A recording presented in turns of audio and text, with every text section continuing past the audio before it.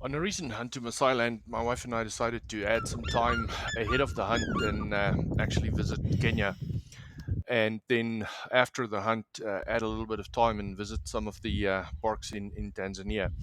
Now, as all travel starts in Arusha, whether you climb Kilimanjaro, whether you hunt or whether you travel, we stayed in the Mount Meru Hotel at the feet of Mount Meru, and everything kind of started from there.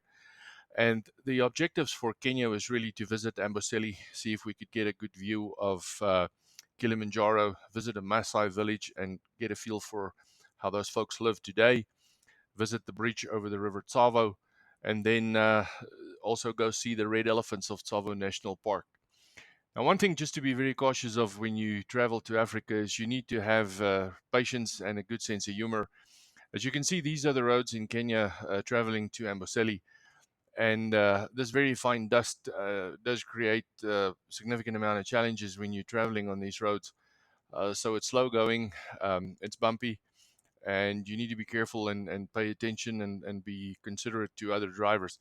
But it adds to the the discussions with locals, and I really enjoy doing driving instead of flying to these different areas because it allows a lot of time to discuss things and actually to learn about the country instead of just hopping over these bad spots and then going to see the wildlife. We were very fortunate on that first day arriving in Amboseli to actually have the clouds lift and have the opportunity to look at Kilimanjaro in all its glory over the acacia trees.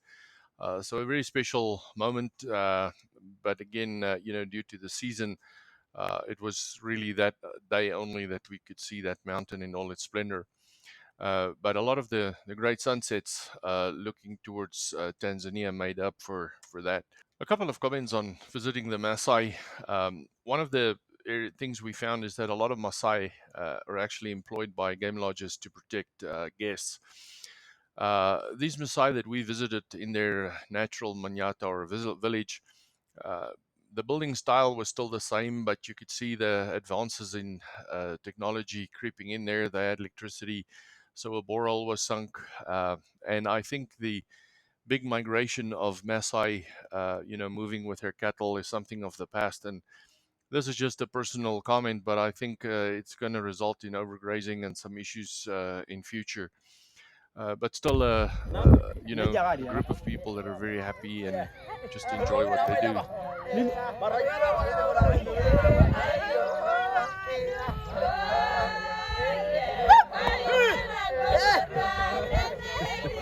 arriving at the Tsavo River, where Yeah. John Patterson built the bridge, which was kind of made famous in the movie The Ghost in the Darkness, it was truly surprising to find that there was no plaque on there for the people that lost their lives, or really, if you didn't know or didn't ask somebody to point it to you, you would really miss it and drive right past it. So as it stands today, the looking at this image, the Tsavo River is flowing, and the bridge in front is the actual bridge that Patterson built. Obviously, it had some changes made to it or improvements made, and the bridge at the back is the actual bridge that was built by the Chinese to connect Mombasa and Nairobi. We did find the red elephants of Tsavo, and these elephants are not really red.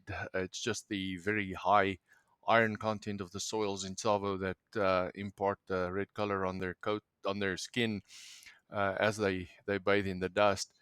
And it's very interesting when these elephants actually go to water holes and clean themselves, they turn almost purple and then back to the gray that they normally are.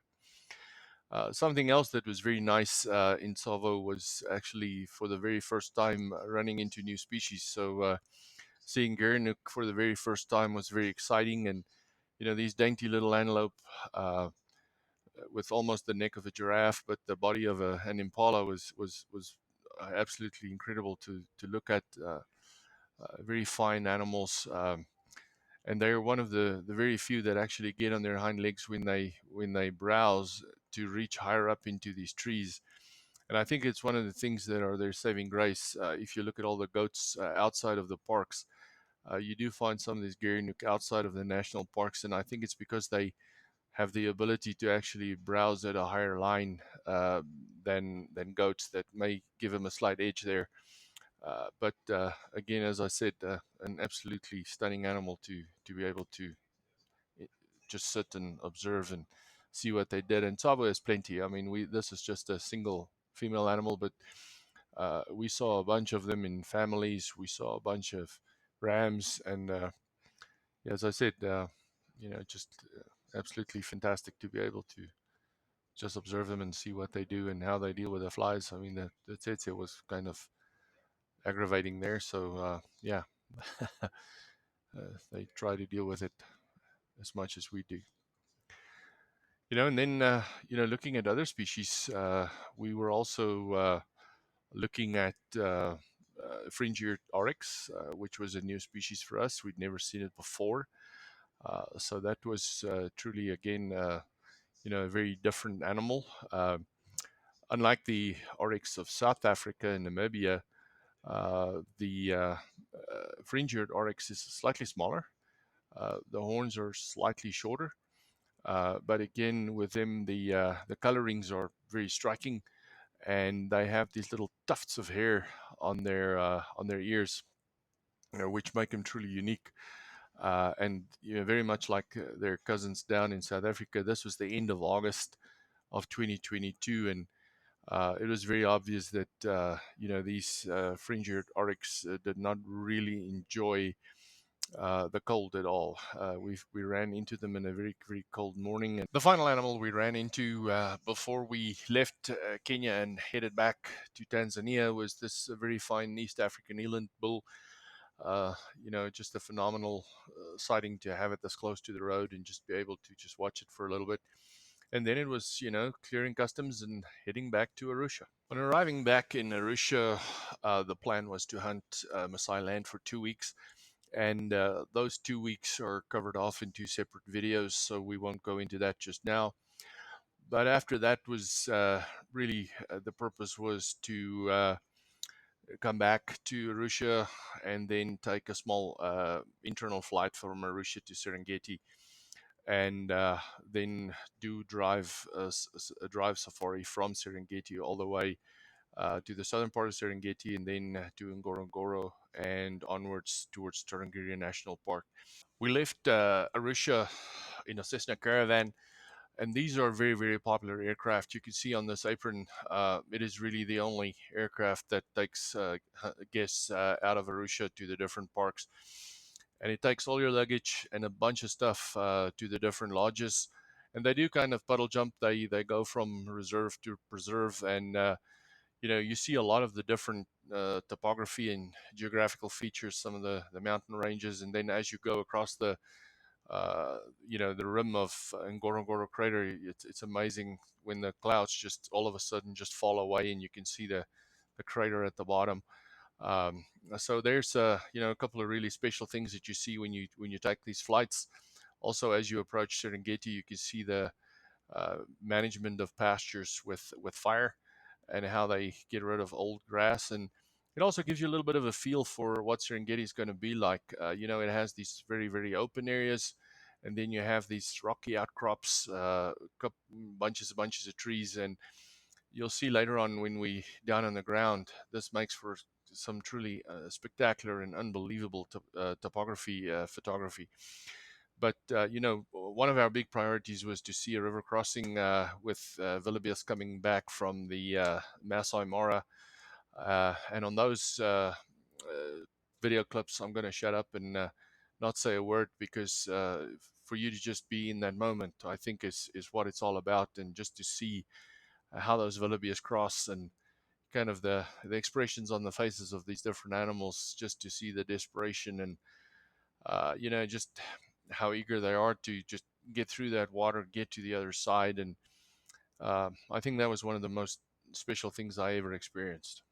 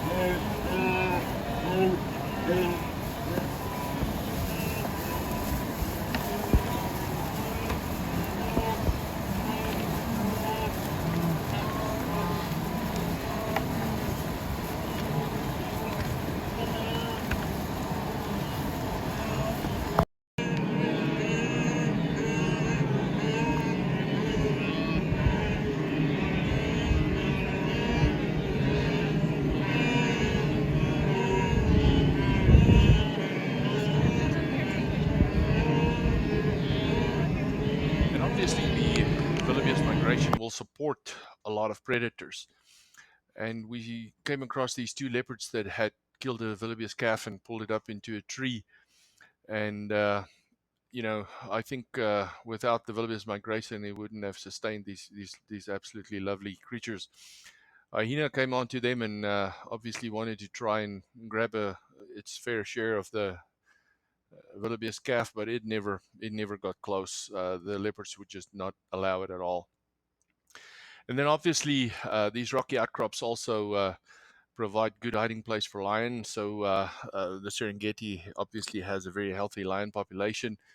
These two young males, were part of a pride, and yes, not only would you have the males, but you'd also have significant groups of females and cubs. So obviously, the one follows the other as the herbivores become more, then the predators will become more. So interdependency definitely there. My wife and I also decided to invest in a balloon ride over the Maasai Mara River, and it really does add I'm going to call it almost a different perspective and a different dimension of experience. Just gliding very very silently over these animals, birds, and just to kind of really look at that topography from a different view and a different perspective, and the beauty and just getting closer to these animals, and sometimes even hearing them, and just the noises they make as you just gently and very very silently glide over them. I bet you it's definitely worth the investment to pursue something like this, and we really enjoyed it very very much.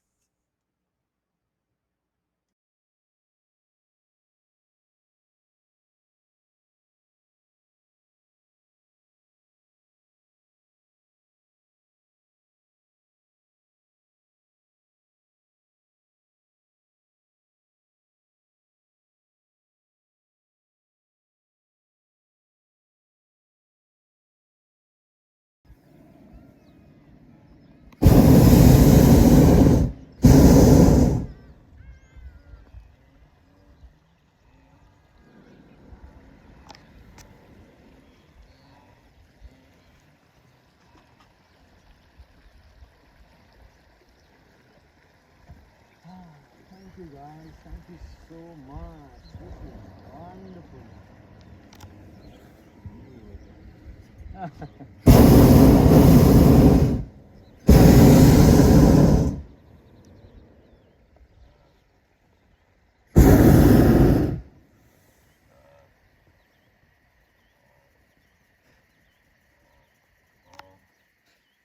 I mean, come on. Without you guys, I'm all alone in this big basket. Thank you so much for flying with me. The Serengeti, on its northern border, actually crosses over into Tanzania, where the Masai Mara Nature Reserve or Natural Preserve adjoins it. So it's not uncommon to have these, I'm going to call it little arbitrary uh, boundaries, but the actual landscape there is just absolutely brilliant and breathtaking, and something to behold. As you actually move from sunrise to sunset, it's just unbelievable to watch the topography there.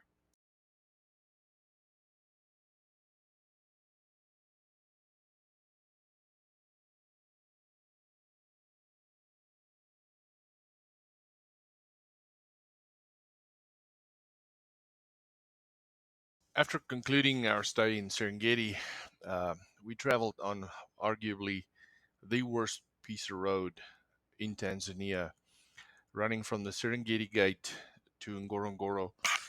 And it blows my mind that such a high populated tourist area would be serviced by such an exceptionally poor piece of road, which not only is very unpleasant, but actually very, very dangerous because visibility is restricted to almost nothing. And the ruts in there really destroyed a couple of vehicles. We passed two or three wrecks on that deal. But eventually we came to Lion's Paw on the edge of the Ngorongoro crater.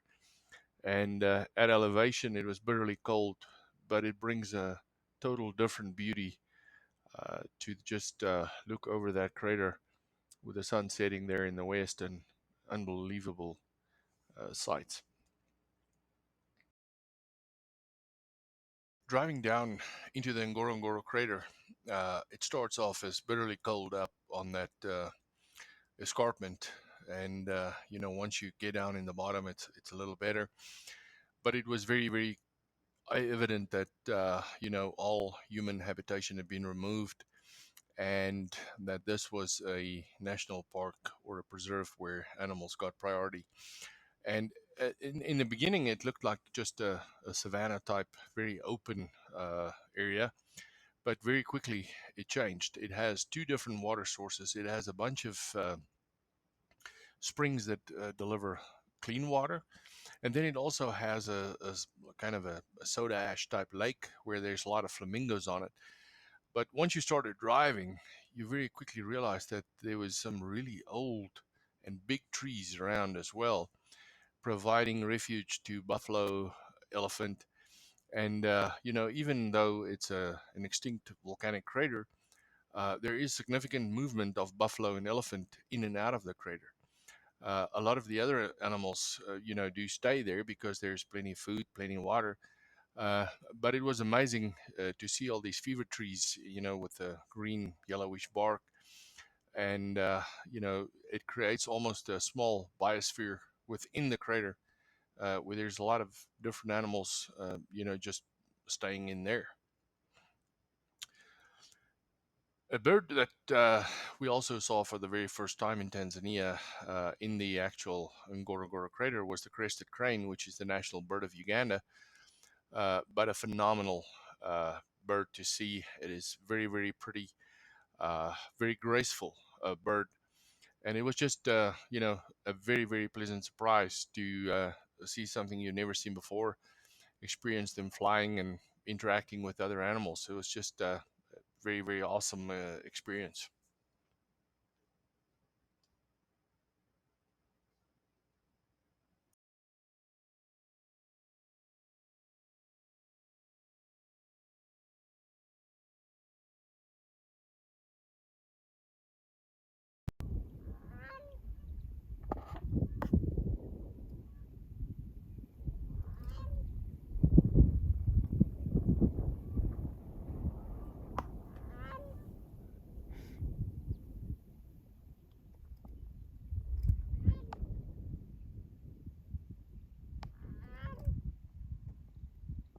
The only true downside to the Ngorongoro crater is that it is definitely not a low impact park or biosphere or something to be visited.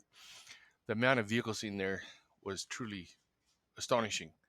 And especially from a hunter's perspective, the areas we hunt, we really typically are the only vehicle in there, uh, putting a very low carbon footprint on there. Uh, but it was actually a little bit of a relief to be leaving the Ngorongoro crater after seeing all those vehicles in there and heading towards Tarangire National Park. Tarangire National Park is known as the place of giants, and it basically comes from two really big giants that inhabit that area. One is the elephant, and the second one is the baobab tree. And I have an absolute crazy passion for baobab trees, so you're going to see a lot of baobab trees during this section. I really do enjoy baobab for a couple of reasons. Number one is they usually occur in areas where huntable, dangerous game occur. Secondly, they're old and sometimes very old, more than 100 years old. And they provide shelter. They provide shade for animals. They provide food. Their pods very often are very high in vitamin C, so you find that people would eat those pods. And I think, secondly, they do provide landmarks. So people used to navigate Africa by baobabs. The one thing that I do find a little upsetting is elephants destroying these baobabs, but that's part of history that has been going on for more than hundreds of years. So I do enjoy baobabs, and I hope you enjoyed this little section of video on baobabs. The other giant of Tarangire is obviously the elephant. So you know, observing elephant, playing, just being with their young and enjoying, the hot part of the year, the dry part of the year in the water hole. It was just awesome to be with these animals and just enjoy what they were doing and just sitting there and taking time and really enjoying it.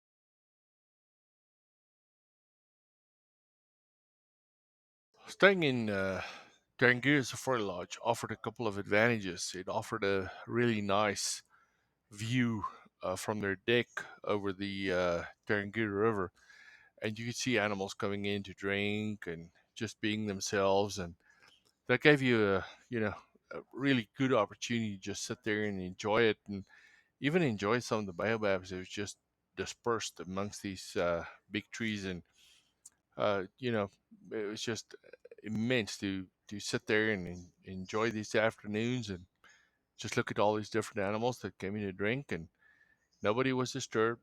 We weren't disturbed. They weren't disturbed. Everybody could just enjoy what they saw. And in doing that, uh, you could actually just order a gin and tonic and enjoy the little stuff like these small dick dick, and you it doesn't always have to be about the elephant or the lion or whatever, but you have the opportunity to look at that and look at birds, look at people, and um, sometimes you just need to relax and enjoy a sunset and really just enjoy where you're at that exact point in time.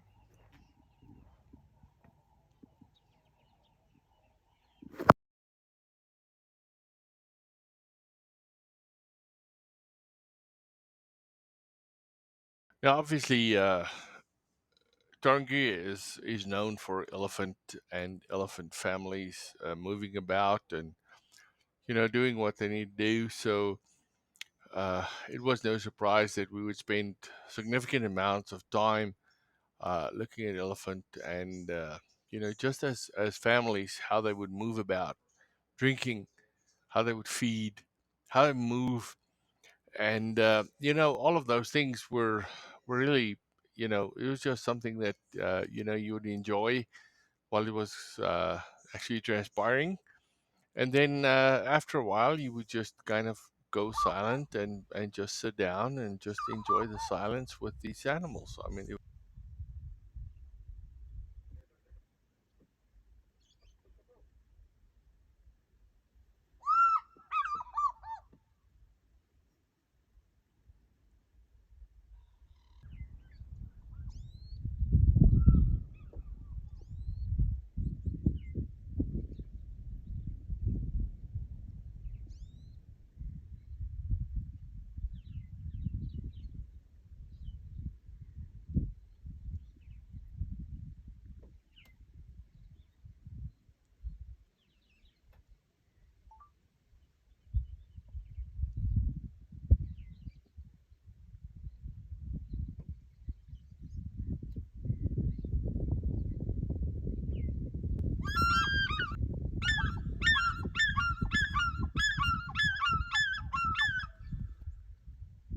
on the final day, uh, leaving Tarangire, we ran into a python that got a young impala, and it took a fairly wait time to really appreciate how these animals would really take an antelope, constrict it, kill it, and then eventually devour it. The process obviously took a significant amount of time, and eventually, we ran out of time and had to leave the python and the impala by itself, and obviously, return to get back to the US.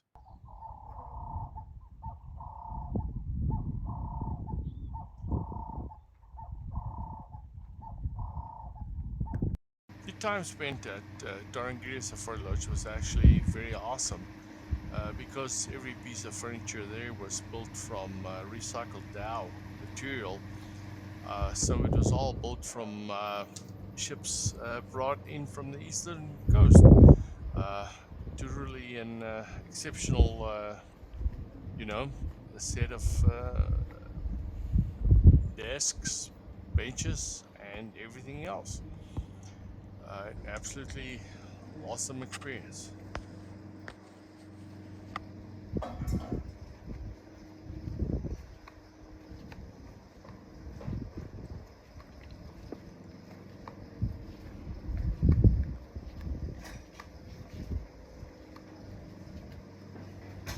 At this point, I would like to thank the people that made this exceptional trip possible.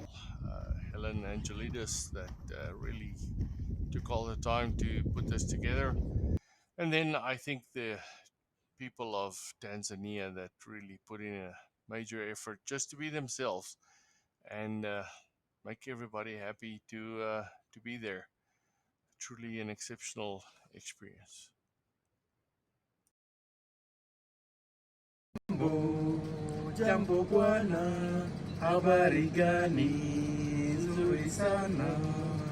Wageni wakaribishwa Tanzania yetu, hakuna matata. Uone simba, hakuna matata. Na tembo vile vile, hakuna matata. Tanzania yetu, hakuna matata. Jambo, jambo bwana, habari gani? Nzuri sana. Wageni mwakaribishwa Tanzania yetu, hakuna matata.